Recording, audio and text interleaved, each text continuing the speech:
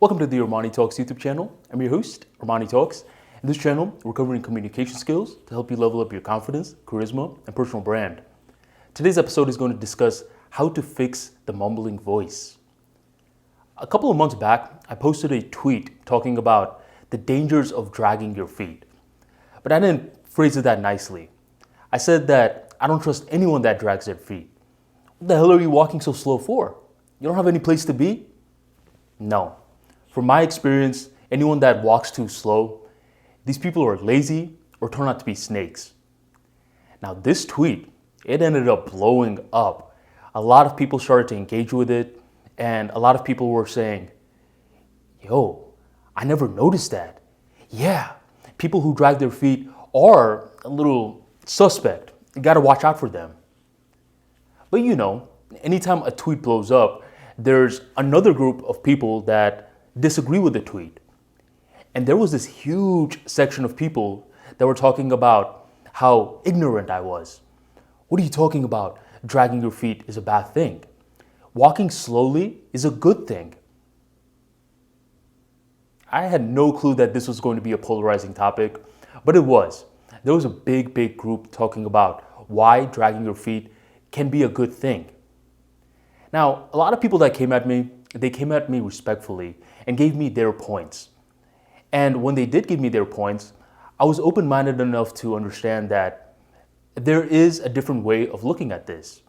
Even though I don't agree with it, there's at least another group of people who think that walking slowly is good for their life. Fine. But here's what I can tell you. Even though the whole walking slowly thing is a polarizing topic, you know what's not a polarizing topic? Mumbling. There's never been one time where someone came up to me and said, yo, here's a good case for mumbling. Here's why we should mumble more. No one said that. It's because mumbling is showing laziness. And if you do it long enough, it hurts your brand. Whether you're trying to promote yourself as some kind of expert, whether you're giving a speech, whether you're doing a YouTube video, or you're just having a conversation. If you keep mumbling too much, not only are you hurting your own self-image, you're also hurting the other person's perception of you. Now, today's video is going to be broken down into two components. The first half, I'm going to break down the reason why we mumble, the mental aspect of it. And the second part of this video, I'm going to talk about the physical aspects of mumbling and how to fix it. Now, don't fast forward to the physical part yet, because you need to understand the psychology of mumbling. Remember, your voice is following the lead of your mind. So if your mind is all cuckoo and out of whack, then your voice is going to be all cuckoo and out of whack too. So in today's episode, you're going to learn more about mumbling, and you're going to have a huge edge on your past self who didn't know anything about mumbling. If you're ready and excited, be sure to drop that like for me right on below. So mumbling, why does it happen? It happens a lot because of low self-esteem. And a lot of the other times it happens is because you don't want to make any mistakes. Low self-esteem leads to you being scared of yourself making mistakes. You feel as though if you speak up too much, speak too clearly, then a point that you're making, someone else can disagree with. And if they disagree with it, then there's no going back. What are you going to do? You're just proven wrong in front of a bunch of people. So what happens is you start to get lazier with your words, or your voice starts to get softer. Whenever you're doing something like this, others may ask you to repeat yourself. They may ask you, what did you just say? Or they may just ignore you completely altogether. But here's what you'll notice. Anytime that you're mumbling, what you'll notice is that you're making more mistakes. You're making more mistakes because with mumbling, there's no intention behind your words. Your words are getting blurry. Versus when you're moving with intention, you may make some mistakes, but it's not as many mistakes as with mumbling. In order to understand more about this, you want to understand a little bit about the intention light switch. Seems complicated, but it's not. Extremely simple. In your house, there's plenty of light switches, and we all understand how it works.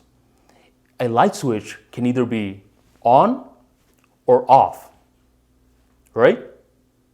Right. But it cannot be on and off, right? Right. And if it's in the middle ground territory, or it's right in the middle, what happens? What happens is that you don't get a light. And it's the same thing concept-wise with speaking. You're either supposed to be on, speaking, or you should be off, not speaking. You should not be in the middle ground territory where, in the context of communication skills, anytime you're in the middle ground territory, you start sounding unsure of yourself. You start mumbling. Your voice starts getting softer. But the intention light switch as a whole, it begins off in the mental element, not the physical. The physical is just a byproduct of the mental state that you're in.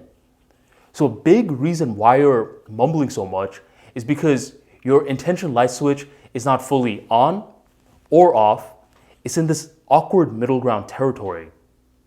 So you just gotta keep making amends with this.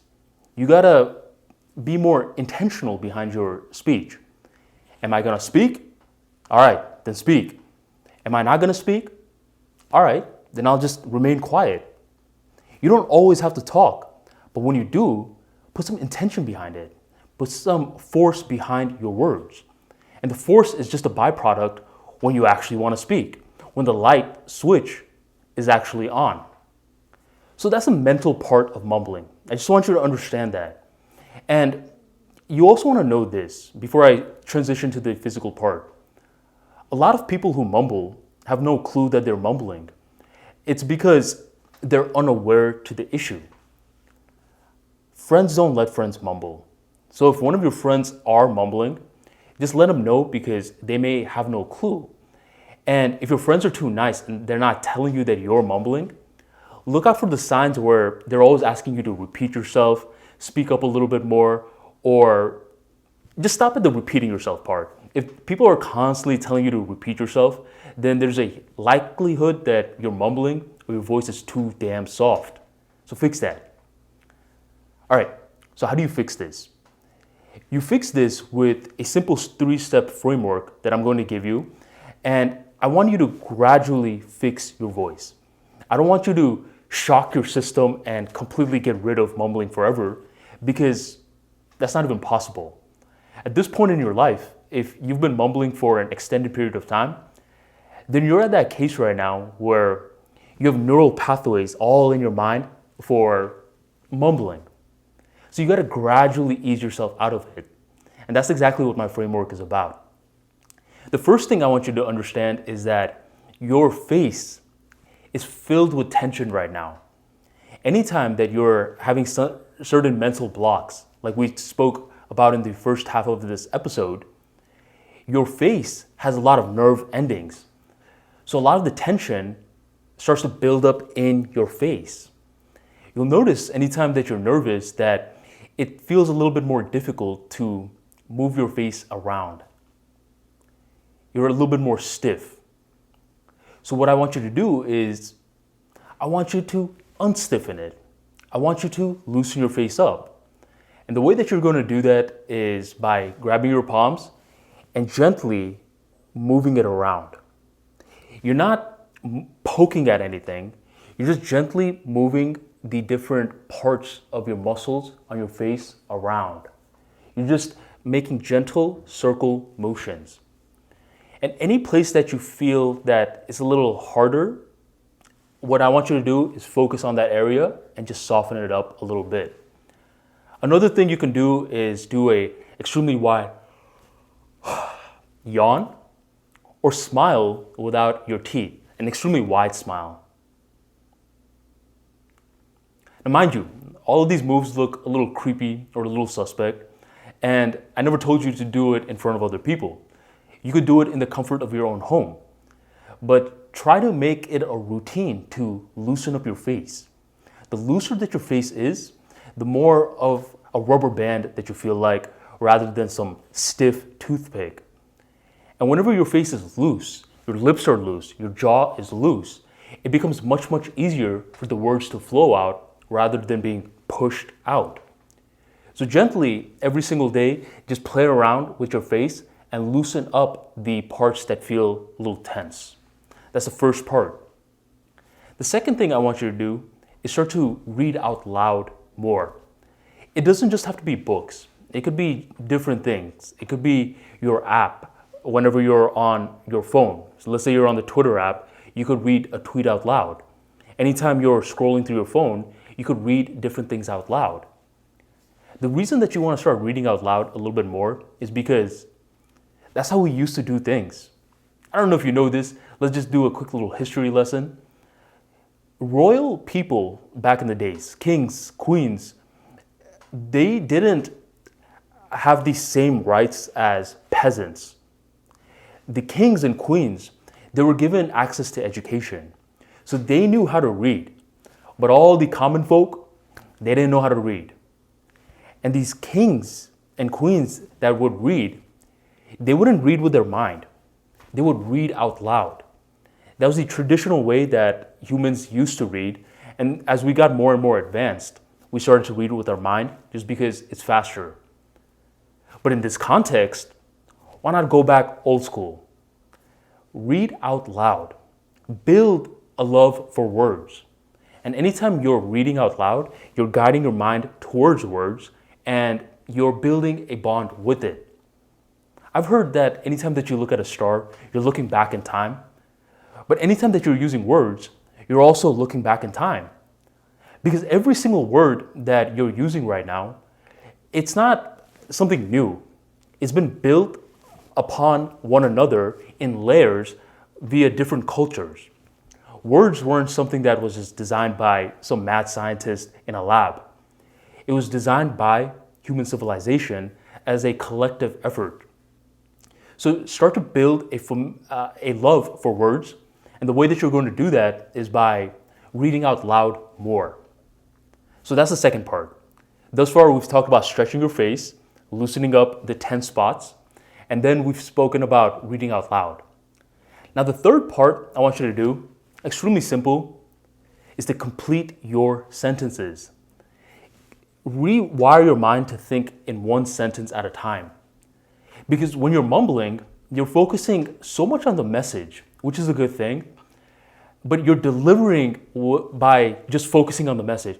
Yeah, man, so this is how you stop mumbling. And you're overthinking your mind to a point where your mind is running extremely active, but your lips are not catching up with you. So rather than focusing on all these different sentences at once, just focus on one sentence at a time and put intention behind each single sentence that you are saying. You don't have to talk so fast. The thing with us is that whenever we're talking too slow, we feel as though we're losing opportunities. But here's the thing. If you're speaking a little bit slower, not too fast, not too slow, but a little bit slower, but you're speaking with intention, then others will continue to listen. But for this activity, just in the comfort of your own home, take some time where you think out loud and practice saying one sentence at a time. Give yourself a topic and just talk about that topic one sentence at a time.